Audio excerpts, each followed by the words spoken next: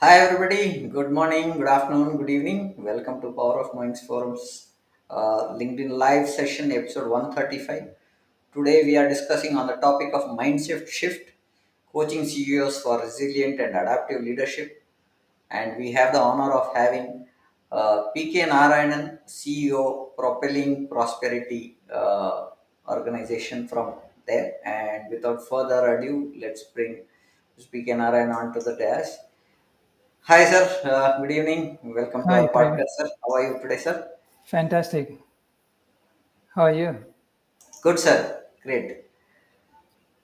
Sir, let's dive into our topic today on Mm-hmm. how we can look at a mind shift that is we are talking about. Can you share some uh, pointers where a leadership journey significantly shifted your mindset and what triggered that change and how did we have an impact on the leadership styles? Yeah, glad to be here, Prem. And yeah, this is a pertinent question. In everyone's life, we have incidents, events, or experiences that probably could shift our mindset in a positive way, hopefully. And in a leadership journey, there could be multiple times where such things happen. And if we are open to,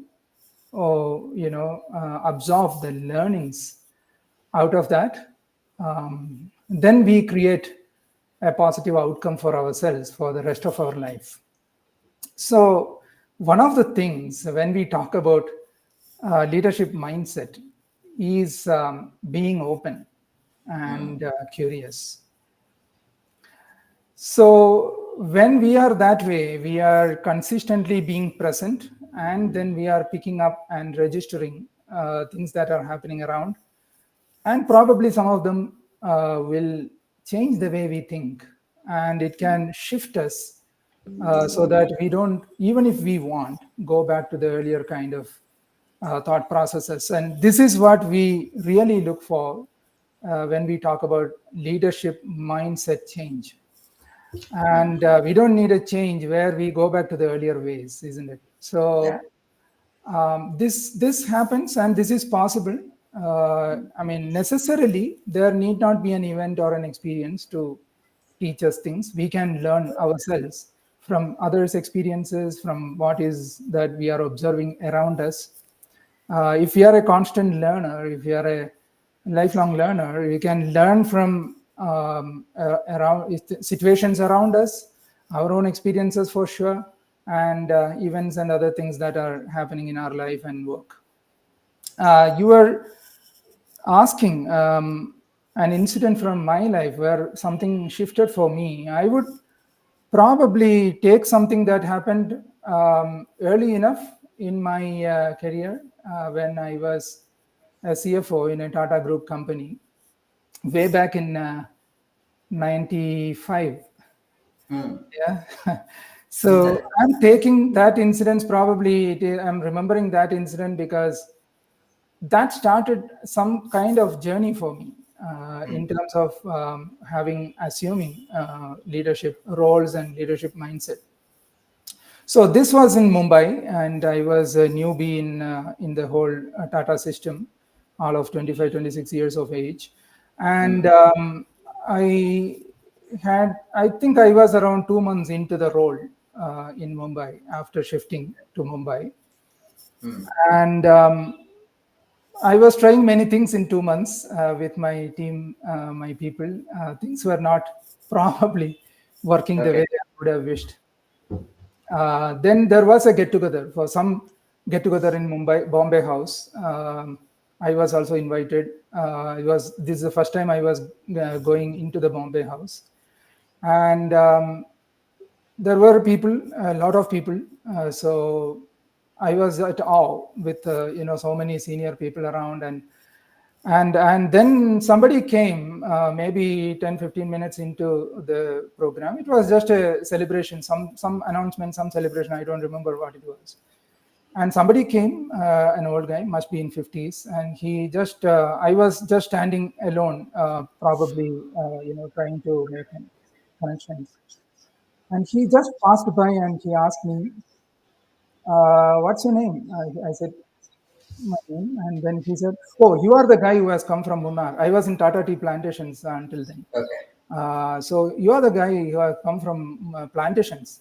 I said, "Yes." Okay. "How is the going?" I said, uh, I don't know for what reason. I was quite frank with him. I said, "Things are not as good or not going as much as I would have planned, probably wished." And he said, "No, what are you doing?" I mean, I was saying, I was trying to do many things. I'm treating everybody the same way, but results are not coming through. Then he said, "That is the problem. You Hmm. shouldn't treat anyone the same way. Treat people differently. All the best." He just went. This was totally around 15, 20 seconds conversation. Okay. Hmm. And it took me a week to understand what he said. Oh, okay. It landed on me. It created some ripples, but to get exactly what he said, it took me 1 week. And I'm happy it happened early in my life. Early. Yeah. What he meant probably was that people are different, therefore, never treat them the same way. So, Hmm. as a leader, we need to treat people as they are, not as what we are. Hmm. That was the mindset shift that occurred to me that day. And it carried through and it paid tremendous dividends for me in later in my career and 30 years now almost. I'm still remembering those conversations. And this just a conversation, 15, 20 seconds conversation with a stranger. I was not even present to understand what he is and what his name was. This gentleman's name was. I still don't know who he was.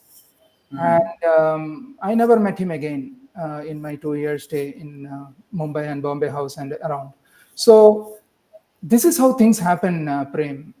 Sometimes it just comes as a fresh air, fresh wind, touches you and goes. And then I figured that out, that everybody working for us have a different background, different IQ, EQ, different ambitions, different kind of aspirations, different skill sets, Hmm. and you just cannot treat them the same way. And later, I also laid my hands on situational leadership, which essentially talks something in the similar lines. That was later, much later. So this was one of the incidents when you specifically ask, something that shifted me that day, and that learning still stays with me. Sir, I think the point that you touched was also my experience in one of the sessions is I've shared this in another session. I used to be part of a large organization, technology group, where we had one cloud project and that was funded internally by the organization. And the person who had interviewed and brought me was heading that to that organization. So my PMO said is I started the project, I had all the resources and everything. And what I did not have was a fund detail coming into me so that I can look at the uh, management of those funds. Mm. I didn't have the operational cost. So Mm. I sent a couple of mails. My project manager or the project owner did not respond. So I went to the PMO and said, "You assigned me this project. Now, if I have to put people, I have to know what is the cost that I will get burned based on these resources. So I am not getting that money, but people are there in the project and that baseline has been created." Then he asked, "प्रेम अगर मैं एक चीज बताऊं तो चलेगा क्या?" So I said, Mm. he used to talk in Hindi and most of his conversations was more related to family. And he said, "अगर आपका पापा पैसे नहीं दिए आप नाराज होगे क्या?" नाराज होंगे सर। तो बाद में नाराज होके घर छोड़ के चले जाओगे? सेड नो, घर तो छोड़ के नहीं जाऊंगा, क्या करूंगा घर, कहाँ जाऊंगा? तो प्रोजेक्ट भी ऐसा ही है। तो जाके पूछा तेरे बाप से क्यों पैसा नहीं दे रहा है? I didn't get, as you rightly said, that was about small fraction of point, and he said, पूछा क्या? नहीं पूछा, अभी जाके पूछो. Mm. This is a funding that has to come. If the organization is not giving, have you got to understand if it is a zero cost project and no fund is required because it's internal funding. Mm. Have you? I went and spoke to him. He said, I have some challenges, Prem, but good that you came and asked me. You have the baseline, you have the resources, start working on it. As it fund comes that is in minus will become positive. So the approval is there. So I'll send you that mail, put that as the approval and start the project. So the pointer that you said sometime back is the same pointer that I am also referring here is we don't look at the situation and treat people as they are. We treat them as what we want. That's the point that I'm trying to look at and say Mm. ये project में अगर पैसा नहीं है तो नहीं है minus में जा रहा है तो you start the project the approval is there the people are there you get going with your task today it is minus if anybody questions you saying that why you are running a minus product PMO is anyway active for you I am there for you we will counter it Okay. the point was that so I always had that I should have something then I will do here, Mm. what I understood is if you have the right people who can back you and support you, you don't need fund. Mm. You can start with because the resources are with you. So Interesting. the people the way they are and understand their logic first and then take the project is what I understood. So that's a great thing that so today's volatile business environment and resilience is more critical for than ever today. What strategies have you employed to build resilience both personally within the organizations? Yes, resilience. I think one of the conversations was supposed to be around that today. Yeah. Mm, See, when you talk about resilience, it's an internal thing, So, as a leader, I'm going to probably the terms of reference is as a leader today in mm, our conversation. As a leader, how probably we need to look at it. How to develop the resilience muscle. And mm, people and research shows that this is one of the many muscles that you can build consciously. So I would probably list some of the things that probably leaders could look at while they are looking at building resilience or enhancing resilience. Most of the leaders have resilience. That is how they have reached there, and sustaining it in a different context as a leader and building upon it, enhancing it, are some of the things that leaders need to look at. And the first and foremost, I would rate wellness, Prem. So you might wonder why I am bringing wellness as one of the key things is because emotionally, mentally, and physically, we need to be fit. We need to be well, to build some of the muscles that we are going to talk about today. Resilience is one of them, where self-care and wellness is extremely important. So one could do some practices, including meditation, and it's an inward job, as I said in the earlier statement. So then this is one aspect I would like to highlight. Second is building positive relationships. So that also leads to creating trust. When we build positive relationships intentionally with internal organization, internally and externally, it is important that we build some positive relationships so that when resilience is required, we have an ecosystem also holding our back, or we have some positive relationships that we can access for many things that we need when we are caught in a trap, probably. Yeah, when we need to get up. Asking for help is another very important thing in building this resilience muscle. Ask for help. There are multiple stories and multiple stories in the sense real life stories, I mean, where when you are asking for help, majority of the times or almost all the times, you get the help. So we might have to look at what is stopping us from asking for help. This can help building the resilience muscle. Yeah? And that generally we talk about solution orientation and not being part of the problem. Anyway, the problem by itself is big. So why you want to be part of it and making it bigger? So these are all possible consciously that one could look at. So practicing consciously in the face of difficulties and changing the narratives. Sometimes reframing helps. For example, why this is happening to me, when we reframe it into what is it teaching me, the Yeah. whole thought process changes, the way you approach it changes, the way you hold it changes, the way you hold things changes.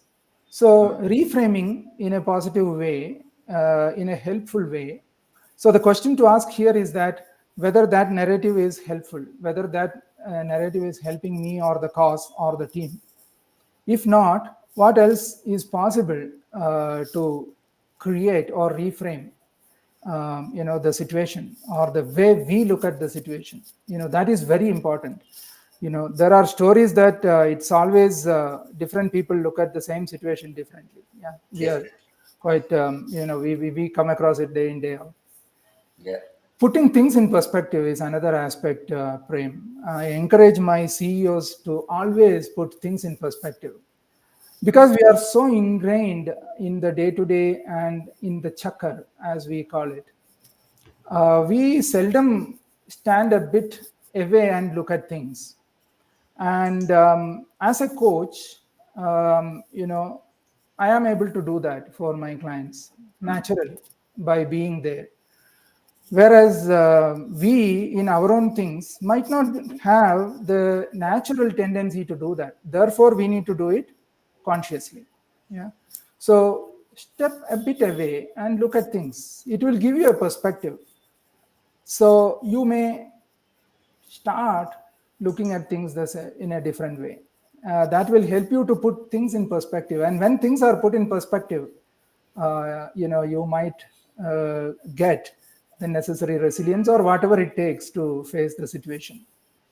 And while discussing this, Prem, another very important aspect is that we all have something called missing tile syndrome. So if you are entering, imagine you are entering a hall and there are let us say 400, 500 ceiling tiles, and one is missing, being taken away for some repair or some maintenance. Anybody entering the hall, don't miss that. Yeah. So out of 500 tiles, one is missing, everybody notices it. And when you put it in perspective, probably you may be peaceful with that. Yeah, otherwise you may be concerned with that Yeah. if it is your house or your hall. Yeah. So this is another way to look at things. I mean, am I getting drawn into a missing tile syndrome, and look at what is there rather than what is not there? That will give you a perspective so that you can respond to the situations with a better frame of mind. Resilience is what? Resilience is creating that frame of mind that is ideal or apt or appropriate to the situation, right? So some of these things we can practice, and these are some of the things that I work with many of my clients being CEOs. Resilience is something that everyone wants to build because, as you rightly said, the volatile business environment throws different challenges day in, day out. Internally, externally, everything is dynamic. So it's extremely important that leaders develop resilience over a period of time and build resilience into their teams also. Yeah. Yeah. So looking at that, okay, I have another question. See, we are talking about CEOs who are on top always, and they are alone on the top always, right? So, and how do you see how do you see CEOs embrace and lead change, especially when they are faced with uncertainty or resistance within their teams. It so happens that whatever decisions that sometimes they take, the down team will always say that's not right. And maybe that perspective is not understood or the way, because as we initially told starting only, they are alone and they have certain things, and mentors like you can guide them. So how do we look at this pointers? Yes, very important thing that you raised, Prem. I appreciate that. The leaders are lonely. They feel lonely when it comes to things that really matter to the business. Some of the very ambitious goals that they have for the business, where normal people will laugh at it, kind of fear. They can't obviously discuss that with their peers or even competition. Hmm. Very rarely they get to have a sounding board that is unvested, unbiased, who will respect them, who will respect their thoughts. Hmm. And therefore, coaches have been able to fill that gap for many of the CEOs over a period of time, last 2 3 decades in particular. um, Now coming to specific challenge that you raised, that is how to embrace change and lead through with the organization supporting them, whereas people below are likely to resist change. Hmm. Hmm. This is a very practical situation that Okay. you have raised. This is where leaders need to build their ability to inspire and influence. Something that comes with the leadership presence. When you have leadership presence, you are able to inspire people, influence people, and therefore impact more. Hmm. This is something that we need to consciously cultivate, our ability to influence. How do you influence someone else? There are ways and means of influencing someone in a positive way, I'm saying, and not manipulating someone, because Hmm. people immediately might misunderstand influential means you are a manipulator. Need not be. It is like Neither. politics, for example. The Hmm. word politics in corporate scenario, when it is used, generally it denotes negative politics. That is Yeah. unfair. That is highly unfair, because politics has a very positive impact. Because of politics, companies are able to do what they are able to do. Because of politics, leaders are able to do what they are able to do. Politics is a fair term if used well. It's like a knife. Is knife a wrong thing? If I ask you, is knife a negative thing? No, Depending on the, I don't think so. It is yeah, based on the depending. purpose and the use of it. Knife has different ways of Exactly. getting used. So, Exactly. The same knife a surgeon is using to rescue or to set people right. I mean, therefore, the same knife we use every day for cutting vegetables and various other uses. It depends on the user, as you rightly said. Depends on the user. The tool by itself is not to mm, blame. Similarly, politics, similarly, influencing. So, influencing, yes, it can be misused. But as a leader, in our parlance, I am talking purely on the mm, positive side of influencing people. So, mm, when a leader is aligned to a change, when a leader sees a strong why behind it, and when the leader is emotionally connected to the change, the mm, next thing that he or she needs to do is to influence others, inspire others to follow that. So therefore, coming to how one could do that, one needs to build the muscle of being able to inspire the teams, inspire others, stakeholders, including probably investors at times, and influence teams to get energized on this change and to align with the change and implement the change. So articulating that why mm. clearly, the purpose is one of the important things that leaders have to do it. that leaders need to do well, and emotionally connecting to the goal self as well as the teams, and for that, while at that, leaders also need to listen well. Yeah. So one of the ways to influence others is to listen well. Our listening today probably is at multiple levels, and mostly, unfortunately, listening is to decide how to respond most of the times, or how to react. Instead, listening has multiple levels, as I said. Listening to what they are saying, and also what they are not saying, or stops just Hmm. short of saying. Listening to what they are trying to say, and listening with the purpose of understanding the other side. These are some of the very low hanging apples that leaders can pluck to be influential. To be influential, we also need to be influential. Get somebody can influence us as well, because we are also open and curious. So when you are open and curious, you are able to influence others. This is a bit of counterintuitive in that sense, but this is what works. So I work with a lot of leaders on building ability to influence, ability to inspire. And one of the things very important for that is being open oneself, being curious, and that one models that behavior in ourselves.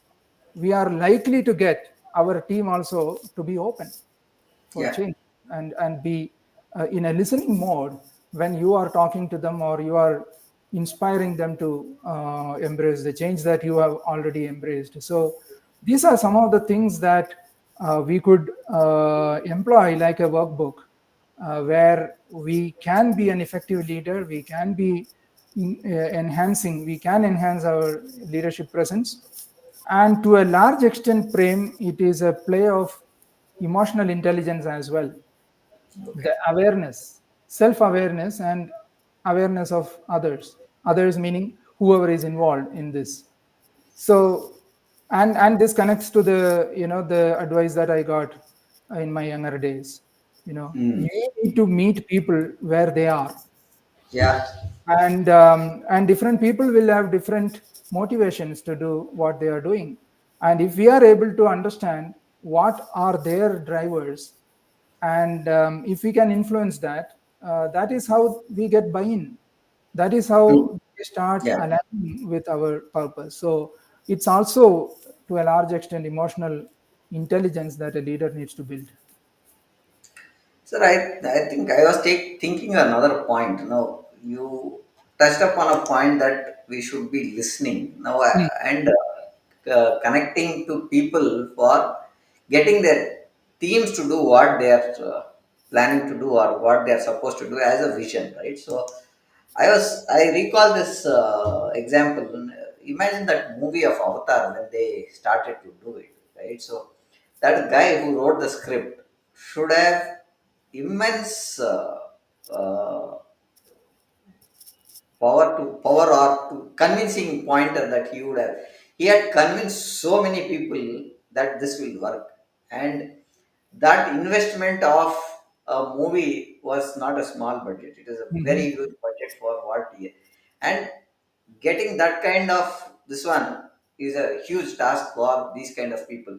Now, and there is another example which I got to understand is about Walt Disney's Disneyland. So when he was on the deathbed, the journalist went and spoke to him, and he said, "Walt Disney, I think with the health condition or something like that, you will not be in a position to see the Walt Disney this one for you, Disneyland." So this guy got curious and he said, "Boss, it is already built in my mind. That is what is getting executed outside." Mm. So I have seen it. That's why I'm executing it outside. So I think that's the vision, and that's where I think they adopt to changes and uncertainty and looking at their teams to look at is what my take is. Sir. Now, coming to that point, Mhm. how can leaders maintain a strong vision for their organizations while staying flexible enough to adapt to unforeseen challenges and Can we share a kind of an example? We just put a pointer there. Is there anything that you can add up or summarize on that point of vision and flexibility, sir? Yeah, that's beautiful. I think the vision, as a leader, they see things that others don't see. A leader becomes an effective leader when he or she is able to see things that either others are missing or others are not able to see. Yeah. And vision is one of them. And as you rightly said, about the Walt Disney, visualizing and having a vision, and making that dream come true. See, there are many examples. One of them is, what I am reminded of is Jeff Bezos when he said, to the specific reference to your question, that how to keep a strong vision at the time, be flexible to adapt. The one of the things that Jeff Bezos said early on for Amazon was, be stubborn with your vision and be flexible on execution. So this is an amazing way to approach it. Where you need to get to is a kind of rigid, fixed, and the methods or the path that you need to adopt is flexible. Prem, are you there? Yes, sir. I'm there. I'm there. Okay, fine. So being stubborn on vision and be flexible on execution is exactly what you are probably trying to ask. Yeah. So how do a leader handle that? Because the challenges can be unforeseen, of course, most of the times, and sometimes it could be bigger than what you expect and things like that. So how do you organize yourself around it, still not missing the vision, or missing the eyes on vision? See, emotions is one of the great enablers for this. For every leader, the vision when they set vision as a place to go or vision to realize, there is a very strong emotional connect to that. The leaders have the emotional connect to the vision that they are dreaming about, and this is very important because any rational or logic has limits, and logic and rationality, this is another aspect that most of us probably need to understand, that logic and rationality has limits. Logic and rationality always prompts you or guides you to operate within the comfort zone. Only emotional urge helps you go beyond the comfort zone, because you want to break your boundaries. You want to break the comfort zone and go to something that is not experienced yet, or something that is not yet familiar to you. Only emotions help you go there, because rational and the logic thinking will always tell you why you want to take that that worry. I mean, you are okay, you are fine. Why do you want to go beyond? So the emotional connect is very important part of any vision. So the leaders don't leave any stone unturned to reach their vision. So the vision, in a way, if a leader is, what I'm trying to say is that if a vision, the leader connects emotionally well, the emotion remains, the vision remains strong.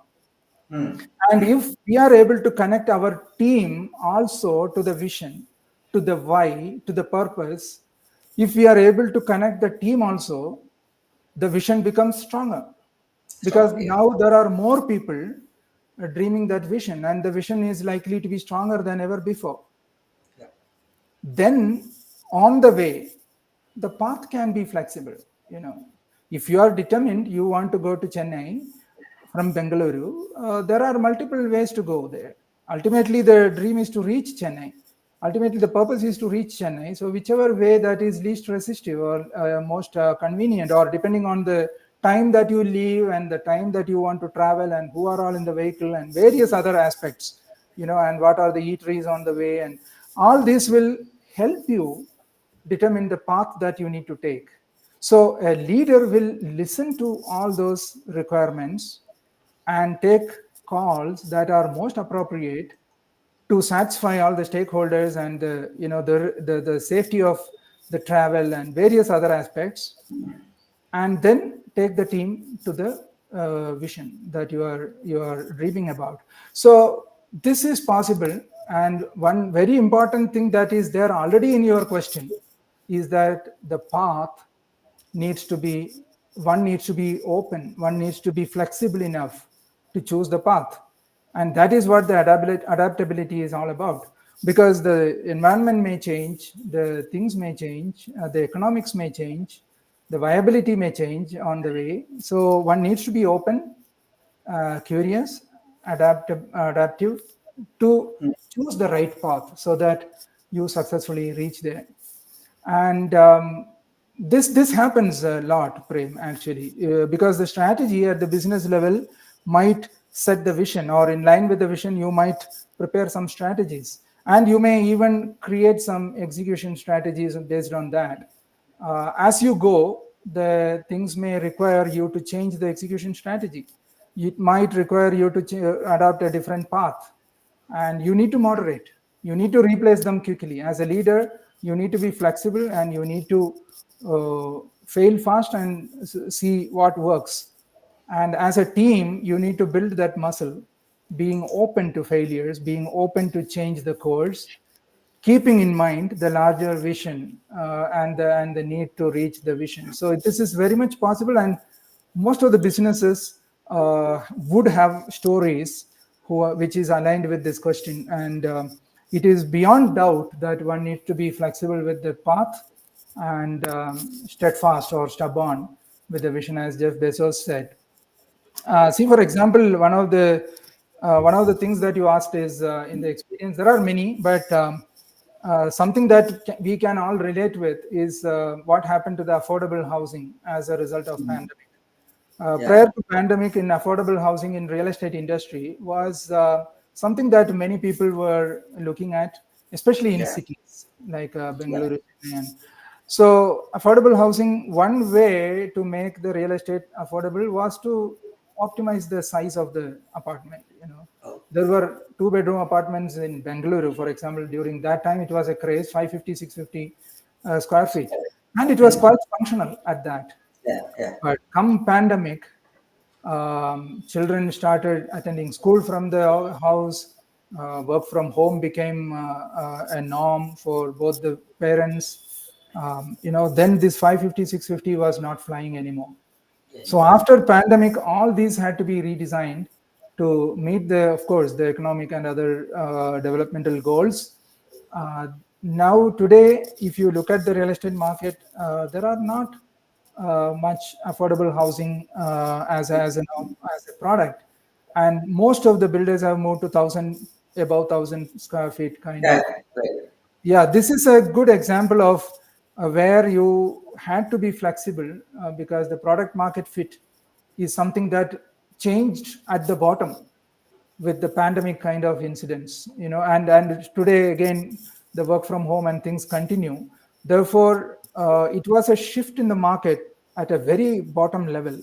Therefore, somebody who is sticking to their product as an affordable housing would fall flat on their face. So this is something that we need to be careful in the business, that keep the vision strong and be flexible with the path. And that is all about adaptability. Very good pointers there, sir. But what I think is, see, when you said the pointer, how if you have to go to Chennai from Bangalore or here, there was another pointer that I wanted to look at is, I read this somewhere where they said is, start the journey, and once you start, if you are going in the dark, your visibility is only 200 meters. Go forward, another 200 meters will get clear. So the path is more important, the destination is decided. So you'll have to take that leap in faith and keep moving. So the whatever is there on the path, like what you said, you may find places where you have full light, where you have food and other stuff. But if there is no light, whatever light that you have is your car or a bike light that gives you the path to go ahead. And that's what I wanted to add with what you had told just on the vision and the flexibility. The vision is to go and reach the destination or reach the project goal or make a success of that project. With that, you will have to foresee. You can see unforeseen challenges that come up, as what you rightly said. Now, looking at And that, at that, Prem, if I am allowed to just yeah, to say, that is where, as a metaphor, we call, I mean, precisely what you just mentioned. If the destination is more or less envisioned, then on the path, probably somebody has not traveled earlier. Many leadership journeys are path breaking in that sense. So therefore, holding the compass is a metaphor. Holding the compass, leader just holds the compass, and so that he knows the coordinate of the destination.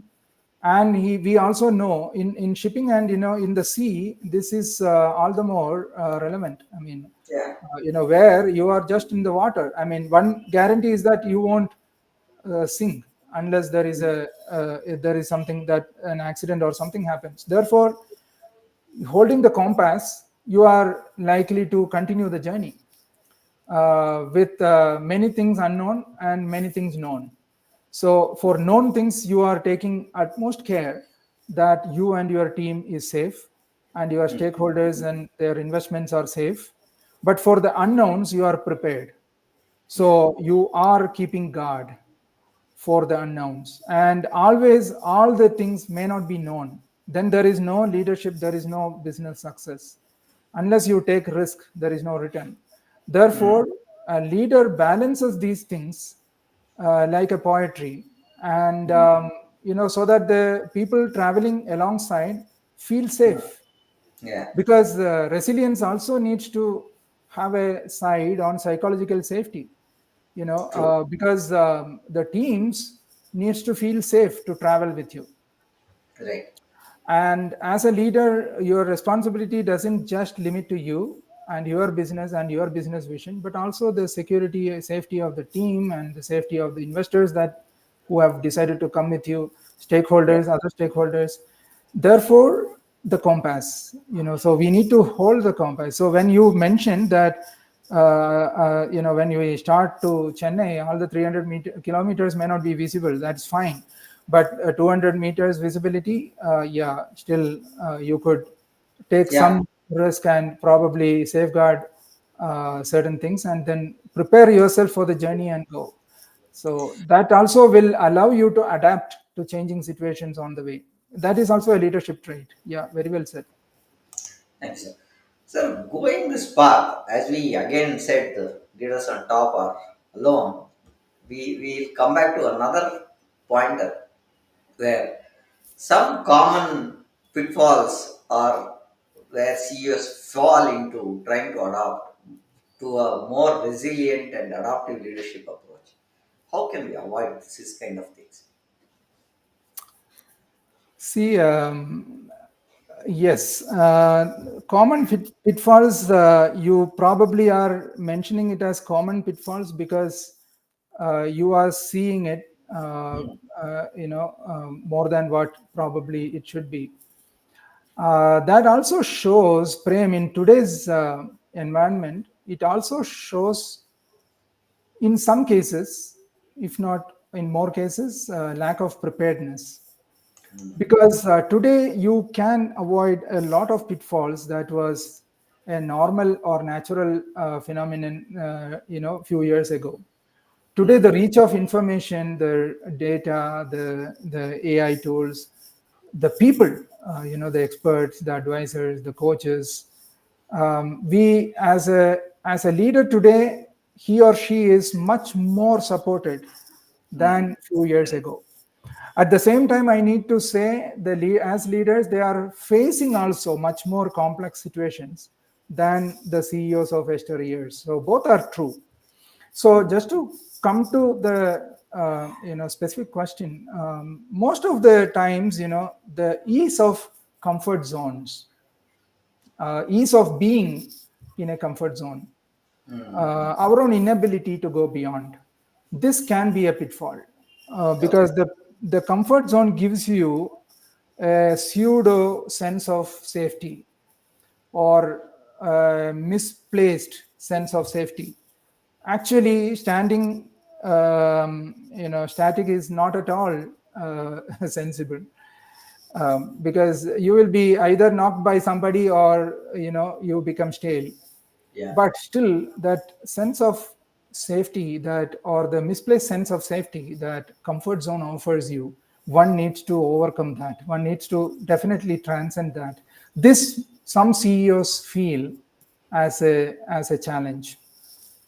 And many of us are over rating the logic and rationality. Our systems, right from education, is always rewarding logic and rationality and memory more than the emotional strength. This can come on the way for the CEO. I'm saying this because always we overrate the importance of logic and rationality. I'm not saying it is not important, but we overrate it at the cost of emotional strength.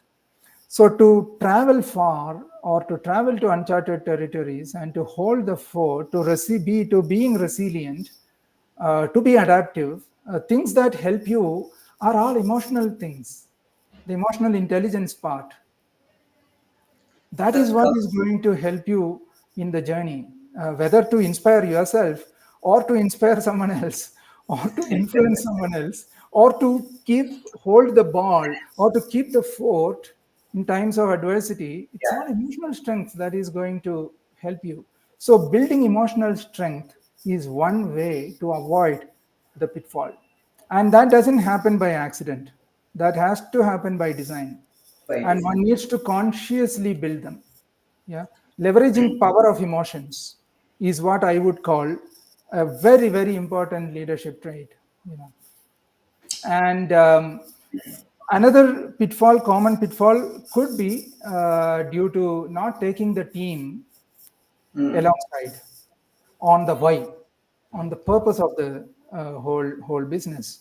So if we spend some time, spend some effort in making our team understand why we are doing what we are doing, the higher chances that they are with us and we travel that successfully. So this is another aspect to become more resilient. So we won't give up that easily once we know the purpose. One more thing that we can equip ourselves with is the growth mindset. Most of the time, what normally we think unconsciously is the fixed mindset, or the scarcity mindset, or things are not that many, feeling constraints, feeling insecurity, somebody else will come and knock us down, competition is doing that, this, all those things. But in a growth mindset, if we nurture that within us and then on the team, then slowly the abundance mindset sets in, and it displaces the fear mindset. We cannot fight actually the fear based or fear mindset. We need to replace it with a growth mindset. There is no point fighting these thoughts, because we can't fight our thoughts. That is what research says, and that's what our ancient wisdom also says. Just replace the thoughts with ones that are more helpful. Reframe. Yeah, we discussed that earlier as well. Yeah. And Prem, another one very, very underrated quality for leaders is the intellectual humility. As you become a leader, the more humble that one becomes, and Yeah. need to become, rather, and intellectually as well, asking for helps, etc. Generally, what prevents you from asking for help, what prevents you from asking for clarifications? In most of the cases, that we need to develop our Yeah. intellect humility. This is one pitfall that we can avoid when we develop consciously, intentionally, our intellectual humility. and being open, being curious, embracing a growth mindset, a learning mindset. All of this will help us to be resilient. And it's very important that we are resilient first so that we can expect our team to be resilient. And we are adaptive so that our team we can expect to be adaptive. Yeah, sir, you touched upon most of the points that I had in mind quickly on emotional intelligence and what we have to learn from the failures. Those pointers you have touched, some insights you have touched again on the challenges, current challenges that we are having at the moment. Now, coming to understand what steps can leaders take to or take to foster a culture of adaptability within the organization. Have you seen this kind of a cultural impact on organization success? Beautiful. The way you put it, culture of adaptability. It is a culture. It is a culture. It's unwritten. It is in practice. So when Hmm. we say something is a culture, it is not written or it's not visible apparently that way, but one can feel it, Hmm. right? One can experience it because people practice it. So it's a very nicely put by you, quite nicely put by you, that culture of adaptability, how one can build a culture of adaptability. Um, First and foremost, I would rate lead by example, Prem. Leaders need to model the behavior that they want to see, Hmm. and people leaders need to model that. They need to Hmm. lead by example. They need to be adaptive. They need to be open, curious, not discounting any possibility outright. And they need to provide that psychological safety to people to express themselves, who welcome feed forward, the who gives feed forward, he who welcome feedback, who constructively takes feedbacks. So it is also to do with all these things in the background, you know, and also adaptability in specific context to adaptability. We also need to probably define it, because adaptability can be understood. It's after all an English word, can be Hmm. understood differently by different people, Yeah. with different intensity, you know and it borders very very thin with chaos at the other end. So consistency and adaptability, these are all very subjective things, so we need to explain in our context what it means and communicate and articulate it to the teams so that they understand it in the right spirit and follow and align with it. So that is another aspect about becoming creating an Hmm. adaptability as a culture and becoming an adaptable organization. So once we have found this is value that we need to follow, we need to promote it actively, right from the hiring stage. So when you let people in, you have a conversation around that, how adaptable they are or how rigid at the other end, of the Okay. spectrum. So you might have developed certain aspects to highlight the characteristic of being adaptable in our environment, in our parlance, in our business, and Hmm. therefore use it as a filter even at the hiring stage onwards, so that there is consistency in practice. And another thing would be that one needs to encourage experimentation. The Hmm. business needs to tolerate Yeah. failures. One needs to promote innovation, continuous improvement. We need to practice them, not lip service, but Yeah. in practice, where we, promote people who promote. When I say we acknowledge, we reward people who take risks, who take new initiatives, who are experimenting new ways of doing things, who are adapting to change faster, and all those things. So also it requires collaboration in that sense. Adaptable organizations will be very collaborative, internally and externally, because collaboration gives you the strength and the front foot forward kind of, the rare wind. It gives the rare wind that you need.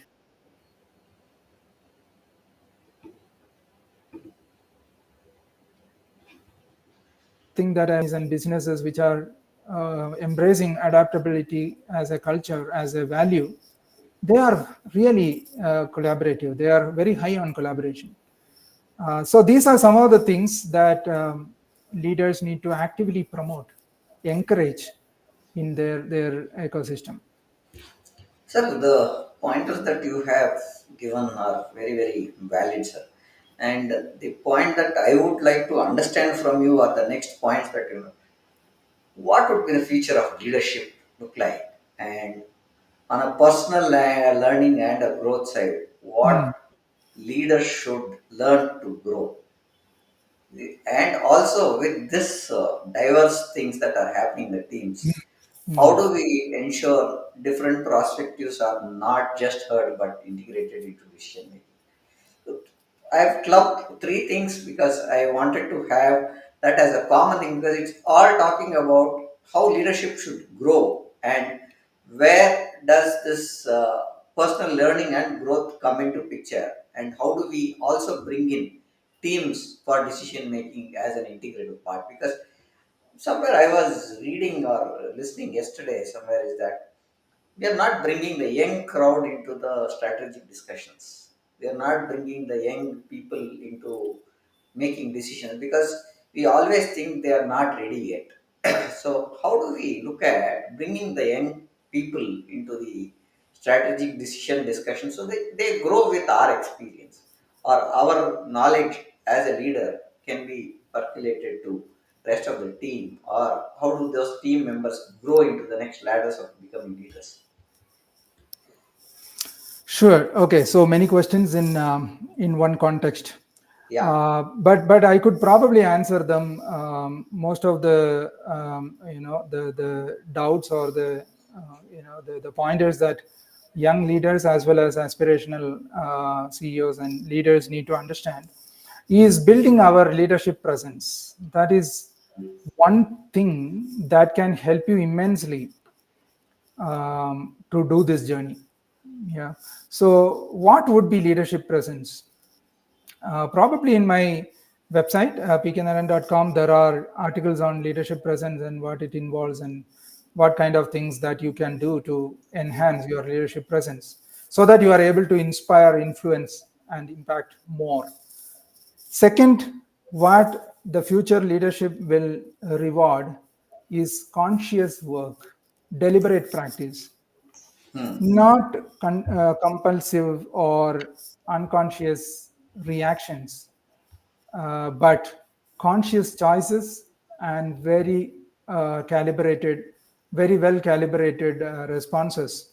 Applying our mind, our presence, through putting through the leadership presence that we want to create and what we want to manifest. Then regarding the teams and how to hold the teams together, and leadership is not about having a team, having followers. Leadership is essentially making people aligned to your vision and making people inspired to do the journey with you. And you need to emotionally connect with people. A leader needs to emotionally connect with people. He or she needs to enhance their emotional intelligence, therefore, which unfortunately is not attached much importance in the education or even in management education much. So emotional intelligence is something that we need to pick up, and how to leverage one's emotional intelligence to be the leader that we want to be. So it's about understanding our own emotions and being aware of others' emotions, whoever be the other. It could be our team, it could be our employees, it could be our competition, it could be our stakeholders, vendors, clients, whoever, or even society at that. So we need to be emotionally intelligent. The future leaders definitely, even the current leaders are, but future leadership to develop emotional intelligence will be one of the conscious things that aspiring leaders can do. And try to go beyond comfort zones. Encourage your teams to go outside comfort zones, and don't be too too punitive, or punish the people who are showing initiatives, or that is the best way to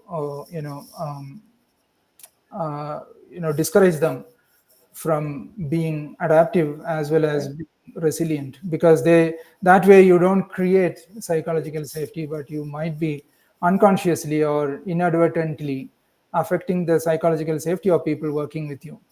And you need to run extra mile, so that as a leader you are able to make others run that extra mile for you.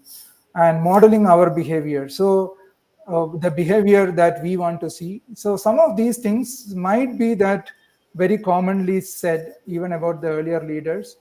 Future leadership in terms of those things are not going to shift too much. It's going to be around that, but the way in which you do, the how may be very different, but what is not likely to be very different from what it was. And probably the new generation that you mentioned, getting inclusive and getting diversity in opinions, diversity in perspective, is very important for future leaders. This is something that is increasingly coming true Yeah. for the current generation, especially, who are looking to have a voice. So, as future leaders, we might accommodate the voices coming from multiple diverse, groups within the organization, and we need to encourage diversity in views, so that we get diverse views, diverse perspectives, and so that we can take the call that is most appropriate. Sir, on the final pointer that I want to conclude before now, as to the audience, before I take the final point, you can reach P K Narayanan sir on LinkedIn, and I put the link down, which is scrolling there. To learn more about, visit his website, and you can connect him on LinkedIn as this one is there. I'll drop that message on the comment section so that you can meet or connect with P K Narayanan sir. So coming to that point of today, what is happening is leaders know very little, and they are needing some kind of mentoring for the next generation leaders. You are in that business of mentoring people and leaders, CEO side, where how what is your advice to the young professionals aspiring to reach executive roles, and how can they start developing resilient and adaptive mindset early in their careers?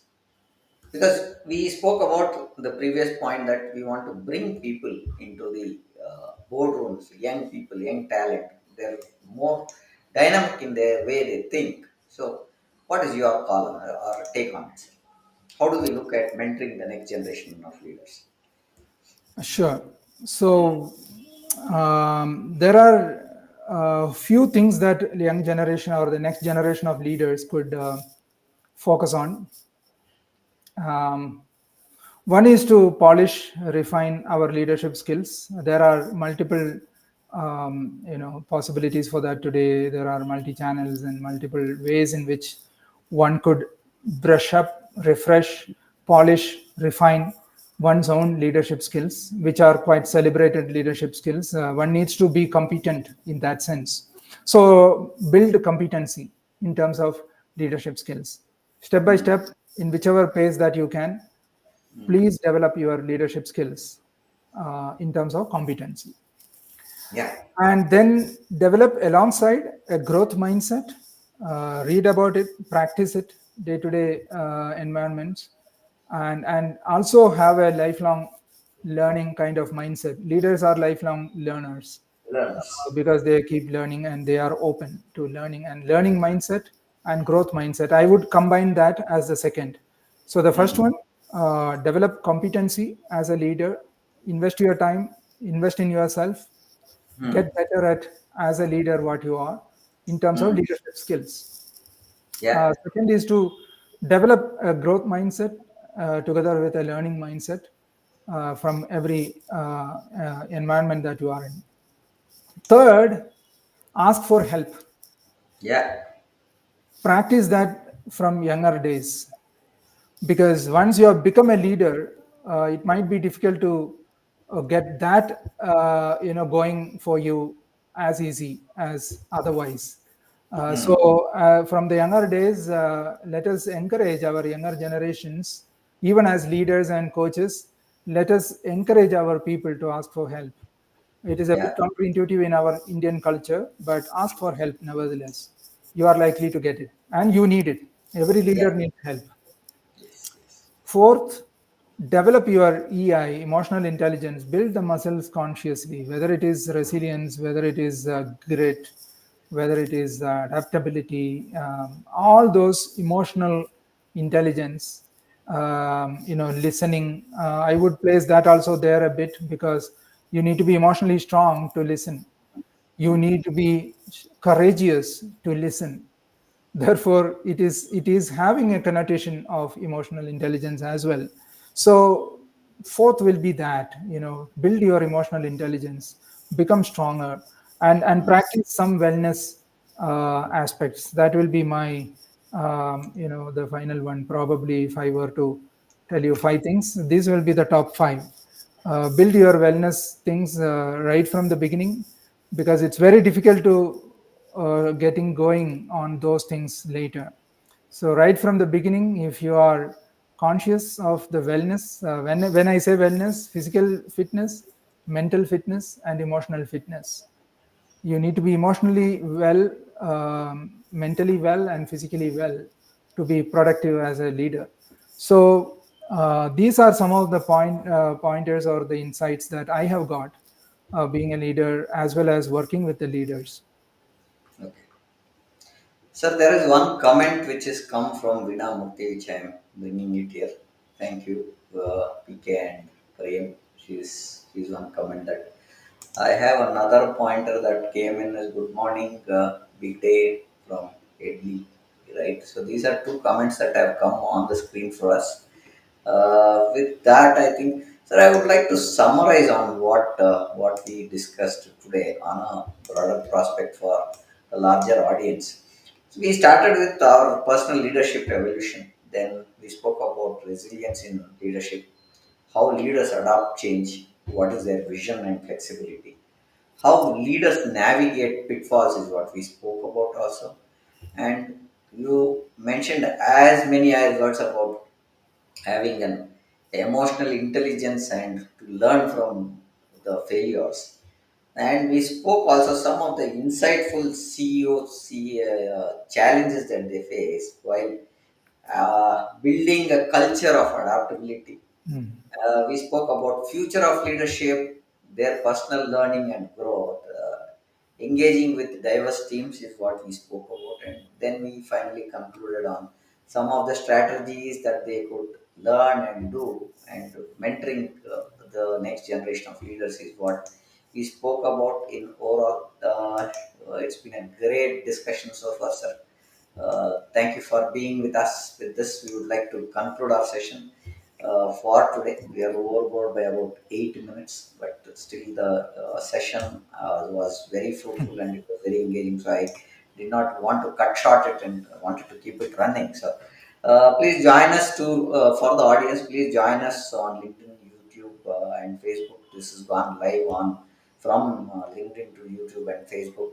We hope this discussion was valuable. Thank you again, sir, for being part My of our pleasure. My session. pleasure. Yeah, and we have another session coming up on 27th Tuesday at 6:30. Looking forward to see you again. Good day and goodbye for now. Thank you, sir. Thank you. Good day. Yeah, good day, sir.